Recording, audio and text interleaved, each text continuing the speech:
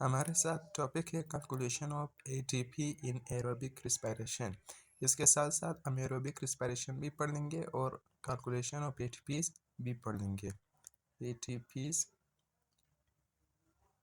In aerobic respiration.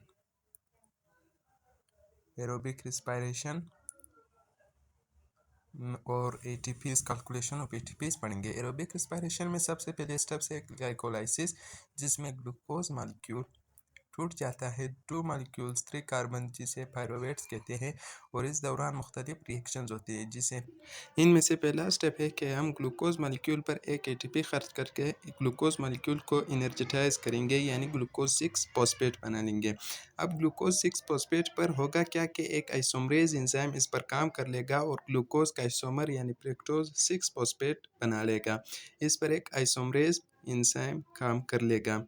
Isomerase enzyme काम कर लेगा।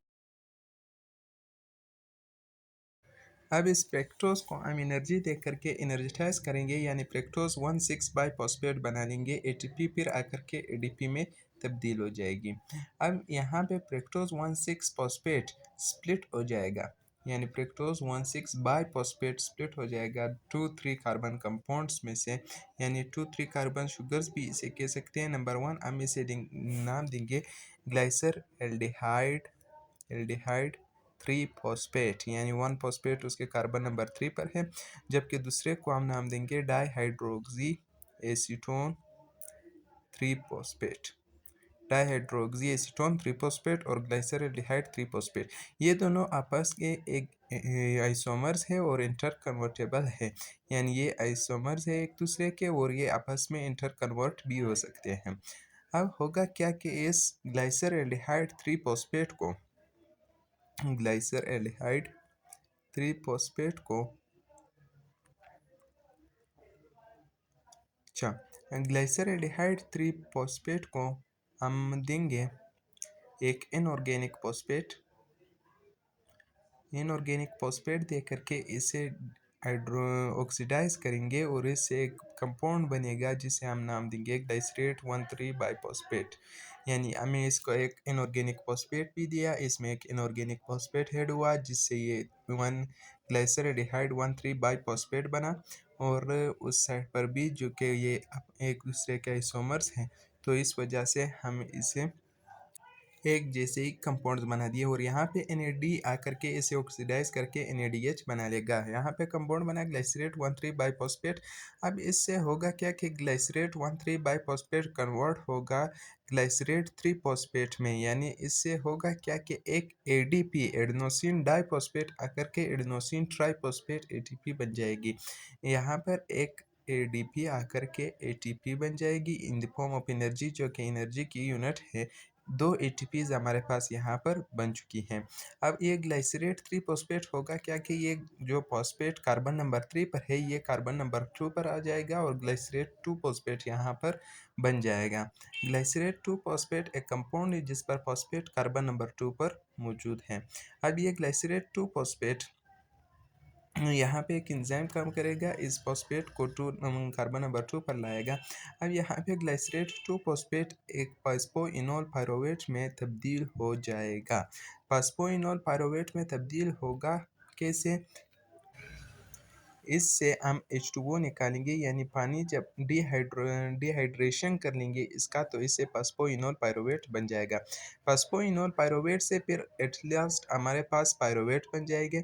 ये बनेगा कैसे कि एक ADP एडेनोसिन ट्राइफॉस्फेट फिर आकर के ATP बन जाएगी और 2 ATPs हमारे पास यहाँ पर बन जाएगी। 2 ATPs बनने के बाद अब ये पायरोवेट एक ऑर्गेनेलिज में, यानी ये जो ग्लाइकोलाइसिस का सारा प्रोसेस हुआ पायरोवेट तक, ये क्लोरोप्लास्ट में हुआ, यानी ये एक ऑर्गेनेलिज के अंदर नहीं हुआ।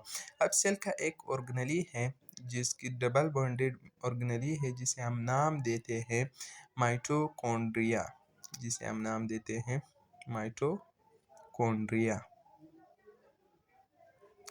अब ये पायरोवेट इंटर होगा माइटोकॉन्ड्रिया में।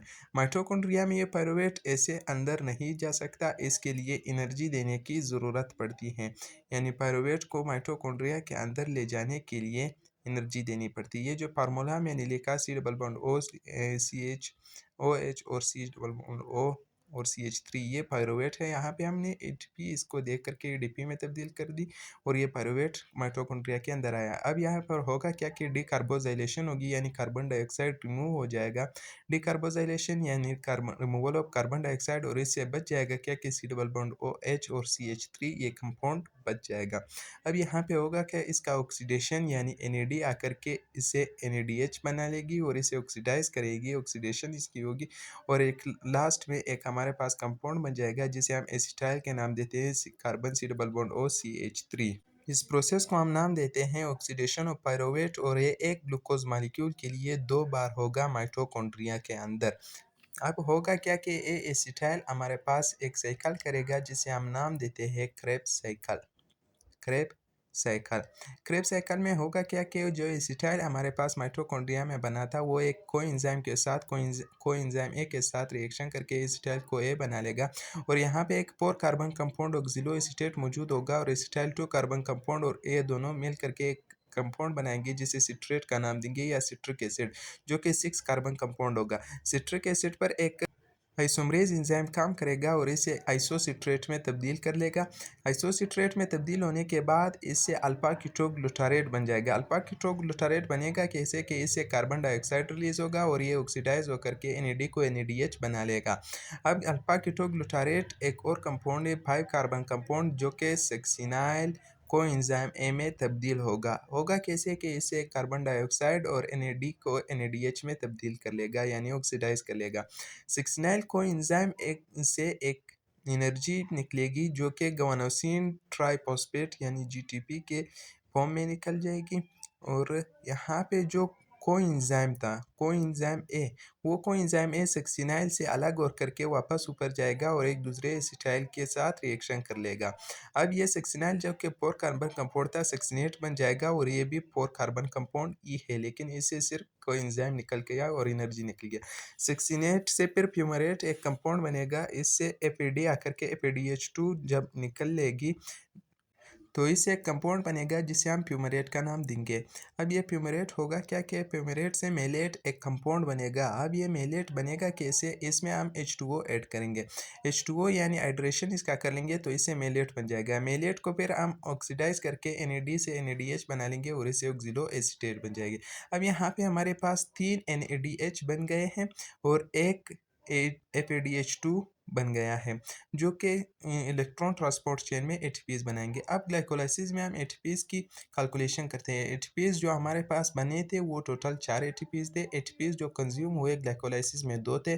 नेट ATPs जो हमारे पास बनी यानी टोटल 2 ATPs हमारे पास पड़े हैं। अब ग्लाइकोलाइसिस के दौरान हमारे पास 2 NADH बने। 2 NADH यानी एक NADH से 3 ATPs बनते हैं तो 2 NADH से हमारे पास टोटल ATPs 6 बनेंगे।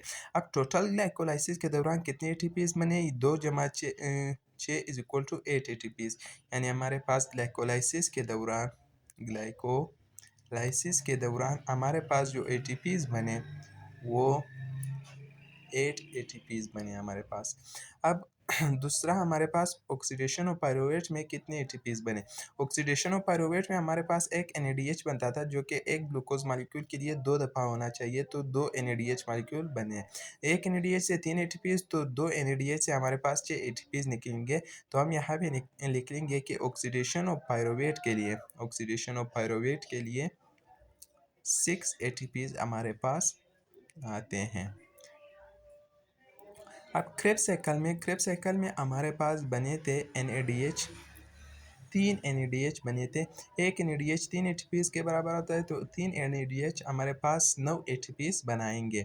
अब 3 NADH तो एक हमारे पास FADH2 बना था, FADH2 2 ATPs के बराबर होता है और एक GTP बना था जो कि 1 ATPs के इक्वल है और हमारे पास टोटल क्रेब साइकिल में 12 ATPs, एक क्रेब साइकिल में 12 ATPs बनते हैं। एक ग्लूकोज मॉलिक्यूल के लिए 2 क्रेब साइकिल तो हमारे पास बनेंगे 24 एटीपीज़ यानी 12 एटीपीज़ एक क्रेब साइकिल से। अब एक क्रेब साइकिल के हमने यहाँ पे 24 कर लेंगे तो हमारे पास जो एटीपीज़ बनेंगे वो टोटल एक ग्लूकोज़ मॉलिक्यूल से 36 एटीपीज़ बनेंगे।